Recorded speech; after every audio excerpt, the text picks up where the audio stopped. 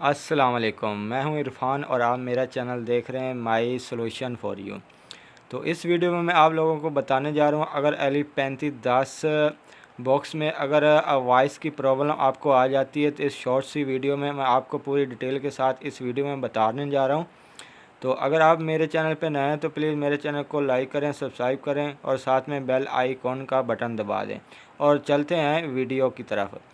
तो इस वीडियो में मैं आपको सिर्फ शॉर्टकट ही बताऊंगा, ज़्यादा टाइम मैं आपका लोगों का वेस्ट नहीं करूंगा। अगर आपके पास LE3510 रिसीवर है, उसमें अगर आपको प्रॉब्लम आ गई वॉइस की, तो आप सिंपली से छोटा सा ये काम करना। आपने एक रेजोनेंस लेनी है और आपने कहाँ पे लगानी है वो भी मैं आपको अभी बता देता हूँ।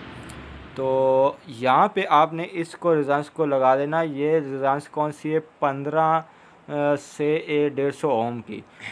तो इस रेजिस्टेंस की ज़रूरत इसलिए पड़ती है क्योंकि आवाज़ वाला जो IC होता है उसके वोल्टेज ख़राब हो जाते हैं। तो ये जो ट्रांजिस्टर है 3 वोल्ट से 1.8 वोल्ट देता है, इसके 3 वोल्ट आते हैं, यानी 3.3। तो यहाँ से उठा के आपने एक कैपेसिटर लगा हुआ है, C74 लिखा हुआ है, उसके साथ एक रेजिस्टेंस है, यहाँ पे देख लें। तो यहाँ पे आपने ये लगा देनी है। तो यहाँ से डायरेक्ट ही इसकी वॉइस बिल्कुल क्लियर आ जाएगी, क्योंकि वोल्टेज इसके पूरे हो जाएंगे। अगर वीडियो अच्छी लगी तो वीडियो को लाइक करें, मेरे चैनल को सब्सक्राइब करें, ताकि आने वाली हर नई वीडियो का नोटिफिकेशन आपको जल्द से जल्द मिल जाए। और ऐसी नई वीडियो, शॉर्टकट वीडियो आपको इंशाल्लाह इस चैनल पे मिलती रहेंगी।